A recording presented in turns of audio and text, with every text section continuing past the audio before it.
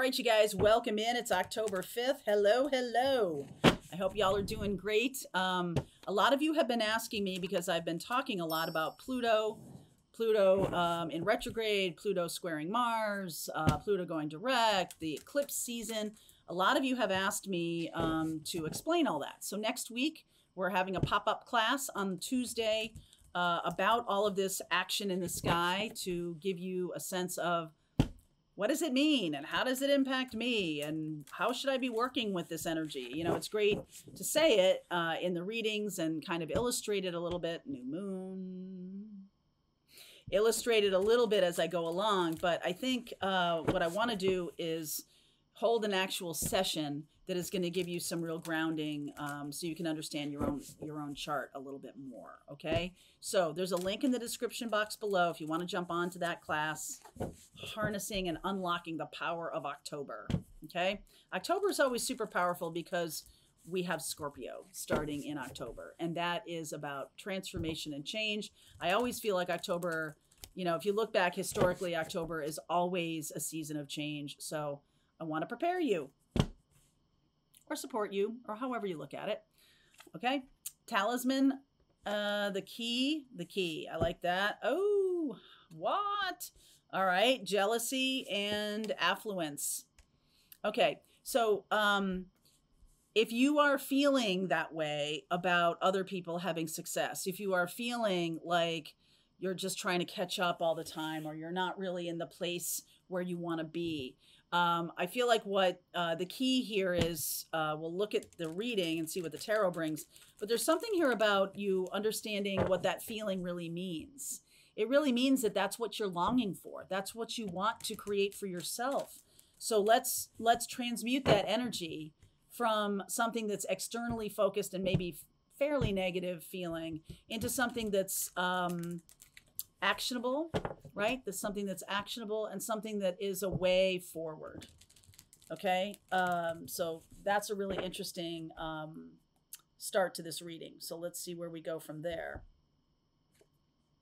Eight of Cups. Notice that full moon there. Later in the month, we have a full moon in Taurus, another eclipse. We have the Eight of Wands here. Boy, these are the two moving on cards. So, oh, wow. And then the Wheel of Fortune is also a moving on card. And another 8. Okay. Oh, wow. All right. So I'll talk about this. And the Sun, 6 of Pentacles, and then the 8 of Pentacles. Are you kidding me? Are those all the 4 8s? Yes, it is. All the 4 8s. Wow.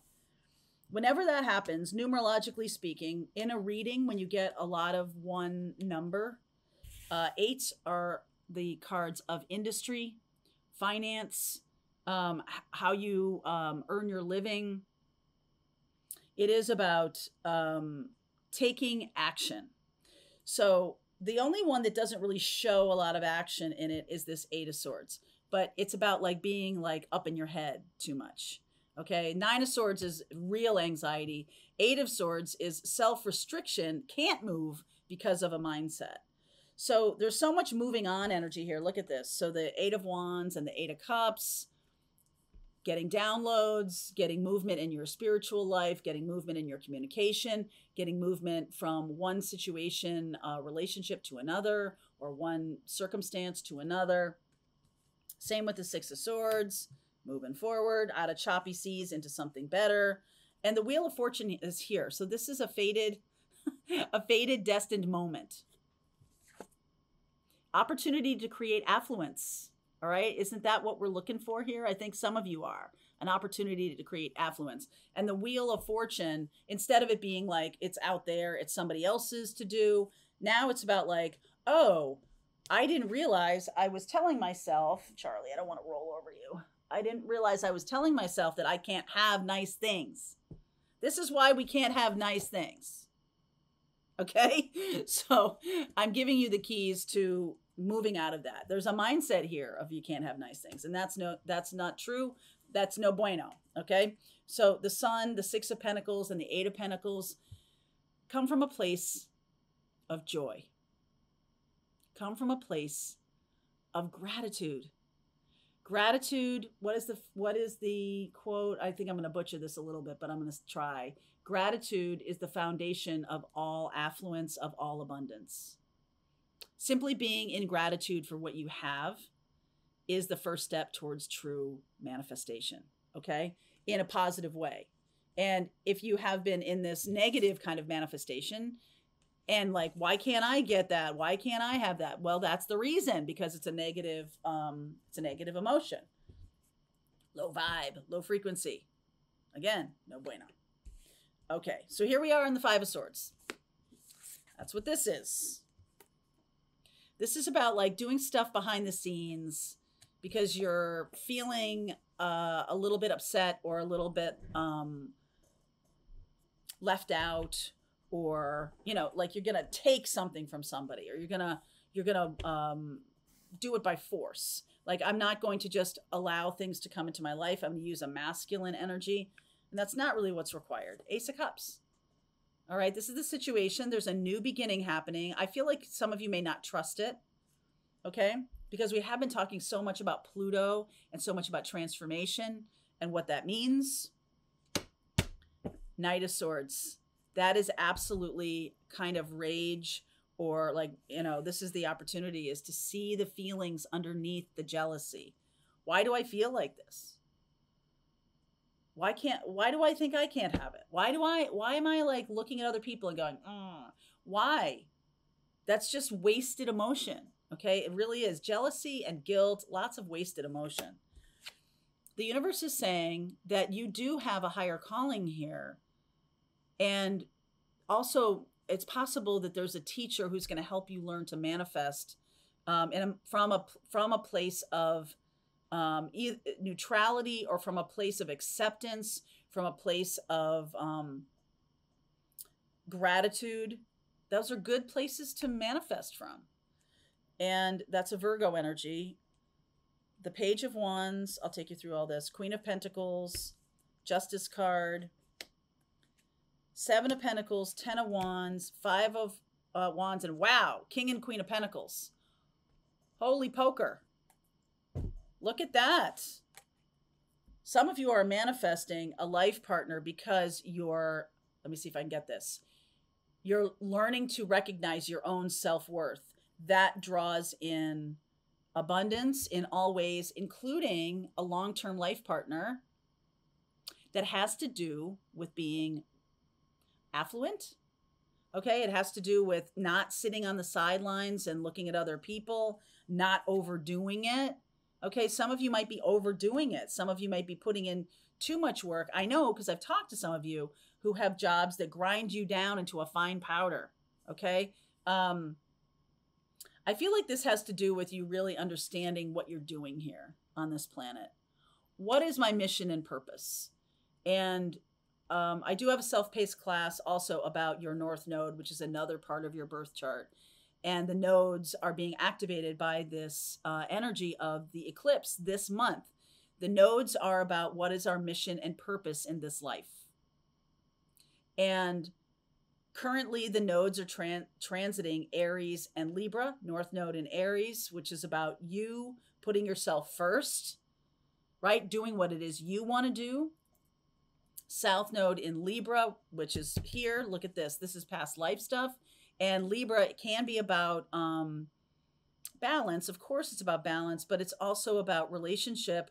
And that whole idea of Aries and Libra really do need to balance each other. So sometimes we do for other people, right? It's never constantly, or maybe it shouldn't be constantly, I'm the one that's getting all the energy and oxygen in a relationship, and my partner is just kind of there like sweeping up after the elephants. Like, that's not a relationship I would want to take part in. And I feel like some of you have kind of a relationship scenario where it's out of balance. Okay. And so what's being asked of us in this eclipse energy is, if there is a situation that you are feeling put out, like you're the one that's doing everything, you're the one who has to take care of everyone, you're the one who has to be the responsible party, you're the grown-up in the room, okay? If you're feeling that way, I feel like there's a little inner child that says, why? Why do I have to be the one who's doing it all the time? I put so much time and effort into it. I get nothing from it, right? And it may sound like a little selfish tirade. Here's the deal. It's the truth. If you're feeling that way, you're feeling this rage about everybody else gets theirs, why don't I get mine? What's coming through is a new opportunity. Okay? A new opportunity to embrace a new way of doing relationship. And I've seen this in a couple of the readings. I think Pisces, I saw this. And a new way of doing relationship that is more balanced, that each one brings to the table something balanced with the other person. So a while ago, I was working with, and I will pick this up again, because there's a book involved that I'm working on, where we're talking about the astrology of twin flame energy. And North Node and South Node have a lot to do with that. So when you look at a chart of two people, it's called a synastry chart, when you put two charts right on top of each other and you see how the people interact. The nodes of the moon, North Node and South Node, show you mission and purpose for each one of these people. And the more I look at twin flame charts, the more I see that what you have, your partner doesn't have. And what your partner has, you don't have either. So there's a nice balance, like introvert, extrovert. Someone who's really good with money, someone who's really good with time. Okay, so maybe not so good with money, maybe not so good with time, but there's some kind of, or someone's really good with relationships, someone's really good with work. Like there's opposing forces that, because the two are meant to blend together in terms of a mission and purpose, you can pull strengths from your partner. If this is a balanced union, which I feel like it is, I feel like a lot of you are coming from a place of, I have not had balanced relationships for whatever reason. This 10 of Wands, okay, it's like triggering me. There's something about the energy of now. Maybe it's Pluto. Pluto is only in retrograde until October 8th, and then it goes or October 10th, and then it goes direct October 10th. There's that Mars square the Pluto energy. Mars is masculine energy. There's this feeling of rage or jealousy, or it's instructive. Look at what's underneath your rage. It is extremely instructive. And look at what's been out of balance in the past. And this is an incredible opportunity to come into balance. And I feel like all these eights are also about, this has to do with financial balance too. And the recognition that all financial balance comes from a place of joy. All financial balance, all manifestation comes from a place of balance. You know, either it's gratitude, like I said, or it's just a kind of peace. And if you're in this rage or whatever like that, like I said, you're manifesting from a lower perspective.